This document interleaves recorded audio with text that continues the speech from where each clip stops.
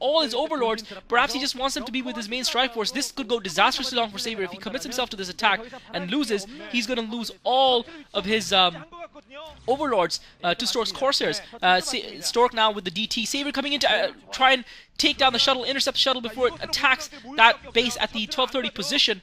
Savior now bringing in reinforcements, so he should be able to defend that quite comfortably. Stork just dropping in about 4 Zealots. That shuttle is in a very vulnerable position though, because it doesn't have Corsair support, and Savior is going to snipe that shuttle down with the Heartless. So Stork loses the shuttle, he's also going to lose the DT. So Savior now in a strong position because he's able to expand. Stork with just the 4 Zealots is not really going to be able to do much. So Savior secures that expansion, and Stork is going to lose his Zealots as well. He can't afford to lose his units piecemeal. Savior cleverly drawing fire from the Zealots with a Lurker morph, and things not looking good for Stork right now. He's gone for the Reverse Air build, but Savior's done a good job of containing him. Savior now has got Lurker, Ling, and Hydralisk, and Stork has seen that, so he's concentrating on defense. He doesn't have enough forces to attack and both defend because he didn't inflict any damage early on. Savior successfully warded that off, Stork's harassment off early on, and that's put Stork in a little bit of a precarious position. Savior just trying to find an opening for a drop, keeping most of his units in his overlords, perhaps just to avoid the storms. And now Stork looks like he's finally ready to move out. He's got that little Protoss ball going, and he realizes that he does need to move out because he cannot allow himself to be contained in the bottom right hand corner of the map and allow Savior. Savior is going to come in with a drop just as Stork moves out,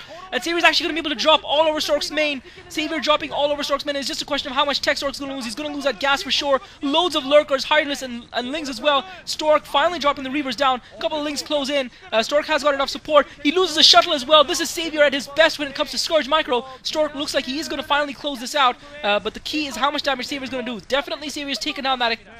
Savior should definitely be taking down the similar. Savior coming in with another drop, more Hydralisk. This time he's going to focus on the Corsairs, and that's clever by Savior because he doesn't want to lose all of his overlords. Great storm by Stork, catching off the Hydralisk. Savior maneuvering out of range. Stork with another storm, catching them again. Brilliant storms by Stork, catches most of Savior's overlords and Hydralisk. Savior with about 5 overlords surviving. I'm sure he anticipated losing some of his overlords and has produced more because he doesn't want to be limited in supply count right now. But he has done some damage to Stork. I'm not sure he's killed most of Stork's army, so Savior might find himself in a little bit of trouble, but he's taken that opportunity as well to put down a lot more hatcheries and get his economy going. So now it's time for Stork to counterpunch, but Savior has instantly replenished his army because of that Zerg economy that just mushrooms and mushrooms, translating to Sauron Zerg later on in the game. And now Savior coming in with more Scourges, trying to find those observers, but he doesn't have any overlords to check them out, so he's not going to be able to hold the Lurker defense. Great storms by Stork. Savior coming in, sacrificing the Hydralisk, trying to snipe those High Templar, but unfortunately not able to do so. And if he'd snipe, and Stork is going to have an Archon, he was going to try and snipe those 2 High Templar to prevent Stork from getting that Archon, but he's not going to be able to do that.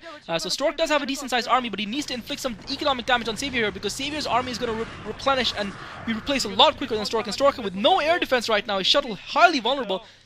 He has some goons and he's got the Archon, but he lost all of his Corsairs in that big battle, and he wasn't able to establish air superiority. And really, he's really limited his maneuverability now because Sayer Reaver, the whole strength of Sayer Reaver is this maneuver. Savior now coming in with masses of Scourges to take down some of those observers, manages to pick off 2 of the observers, 2 more observers still survive. Savior still with the overlords in range, coming some forces, slightly careless micro by Savior there. He's going to lose a couple of overlords unnecessarily. Meanwhile, he's dropped Stork's main again, and he's firing away at those gateways, and Stork just doesn't have enough units to defend on multiple fronts, and this is the problem. And Savior snipes the shuttle as well, so those Reavers are vulnerable. 1 Reaver gets sniped from the bottom of the ramp. Savior focusing the 2nd Reaver down. It's gonna survive.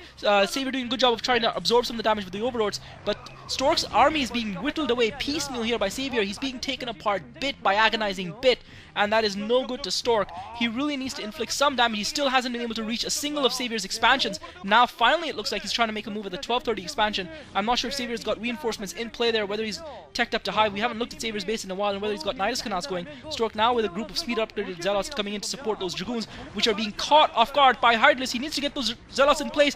Brilliance by Savior, dropping in the 4 Lurkers behind the Dragoons, closing them off from Zealot support, and Savior now coming in trying to pincer those Dragoons between the Lurkers and the Hydralisk, and Stork in huge trouble. He's losing most of his army here. Brilliant pincer move by Savior. Now Savior needs to bring those Hydralisk in within range of the Lurkers. It looks like Stork is finally taking those Lurkers down.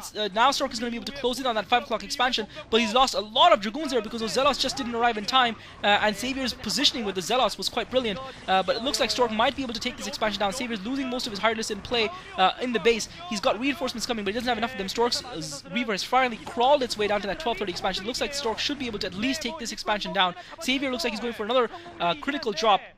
Another strategic job at Stork's main, and just a couple of Hydralisks there, just try and focus that Nexus down. Stork now, desperation, I would say, a couple of High Templar in that shuttle, heading towards Savior's expansion at the 1030 position. And Savior does have a Spore Colony there though, so it'll be interesting to see how much damage Stork can do. Savior does have Hydralisk as well to spot that, so Savior's going to spot this coming. It's just a question of whether he'll be awake enough to move his drones out, and Savior is moving the drones out, so the High Templar drop is not going to be effective. Storm not catching a single drone, and unfortunate for Stork, and Stork's dropping a second High Templar now. I'm not sure if he used up both of his High Templar storms, and he didn't. He still had one storm left, and that storm does catch a few drones, but I don't think he did enough damage really to cancel out the damage that he's been on the receiving end of from Savior to his economy, and Stork really struggling to keep his head above water. He's not even able to hold his own main at this point in time. Again, it's because he's got a large immobile force, whereas Savior has limited his air superiority and therefore is able to appear in many places of the map at the same time, using the tactics of warfare to maximum advantage, forcing his opponent to fight on multiple fronts and not allowing his opponent. And this is the beauty of Savior's understanding of StarCraft, because Stork has got a large force that is powerful and delivers a punch, but it's an immobile force, and so Savior is not engaging him. He's using guerrilla tactics, he's hitting and running, he's pulling Stork from back and forth, making him dance to his tune, and delivering hammer blows time and time again. Savior getting another drop behind Stork's Island Expo now at the bottom right hand corner of the map, and Stork is going to lose a bunch of probes here because he doesn't have the storm to take down those Hydralisks.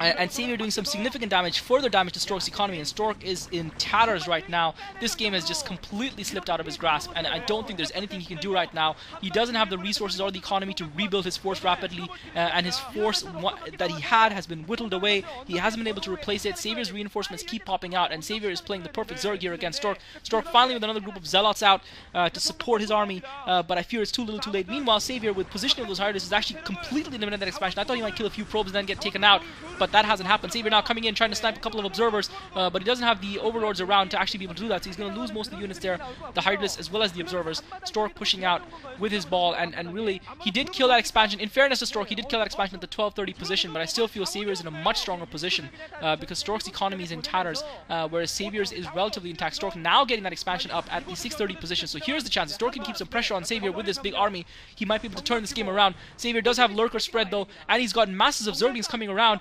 He's coming Scourges as well. It looks like he's going to try and pincer Stork at those Lurkers from 3 different directions and try and catch those goons. The weak part of Stork's army, but Stork doesn't have too many goons. He's mostly Zealots there, and they're going to be good. Savior, meanwhile, with another drop as Stork's main, and Savior is just able to come in almost at will because Stork has completely ceded air superiority to him. Savior can come and drop in again, and he does take that assimilator down finally. I think that assimilator actually has been up this whole time, but Stork just in tatters. It's just his base coming under attack from all directions. He just doesn't know what to do. He doesn't know where to strike. He's attacking, he's defending, he doesn't know what to do. He's lost his assimilator in his main, but he is getting that expansion up at the 630 position. I'm not sure if Savior has another expansion up at the 1 o'clock position. I think Savior might have an expansion up at the 1 o'clock position, and therefore his economy is in really good shape. But now Stork is losing his main. His main Nexus goes down, and Stork just doesn't have enough units to take it. Meanwhile, he's trying to push ahead and take advantage while he feels that Savior has committed some of his forces to that attack. He's trying to push ahead, but Savior's Lurkers holding him at bay, and Stork unable to break through Savior's defenses just outside Savior's natural expo at the top of the ramp. And he's forced to retreat with his main forces. Meanwhile, it looks like, I feel Stork has got enough in there, but I guess he just doesn't have any observers, because Savior's done such a good job of constantly sniping the observers, and Stork is therefore not able to get within range of those Lurkers to take them out, and his lone observer is with his main. It looks like he's going to lose his High Templar as well, and he does lose another High Templar. Stork finally managed to ball his units together, but he's just lost so many units now that he's down to a handful of Dragoons and an Archon. His Zealots now finally come out to support, take those Zerglings down. Savior's going to be forced to pull back, but meanwhile his main is in tatters.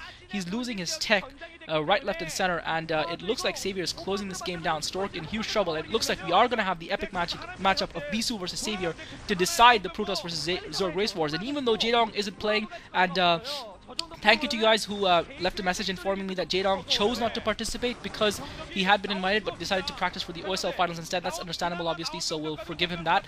But I think it's, even though Jaedong isn't there, I think it's appropriate that the Zerg versus Protoss race wars are decided between the two players who I feel are most representative of their races and have been for the past few years in Pro StarCraft, and that is Savior and Bisu. Because Savior really is the player who brought Zerg out of the darkness, or rather submerged everyone else into the darkness of the Zerg, and Bisu is the player who finally gave Protoss fans all over the world hope again, after having seen a dreadful run even from creative players like Nalra, who just weren't able to cope with the Maestro's orchestra, and so finally, but it looks like Stork unfortunately isn't going to be able to cope on this occasion. Those notes of musical death being dealt to Stork's units right now. Stork coming in with reinforcements, trying to save that expansion at 630. If this expansion goes down, it's definitely going to be GG. Savior's got lurkers down. Stork is finally bringing his observers back. Savior using the lurkers to huge effect, and Stork just doesn't have enough to muscle. He has the observers, but he doesn't have enough ground forces to muscle past those lurkers. He's losing so many units. Savior with the hydra support finally looks like Stork is going to be able to close this down,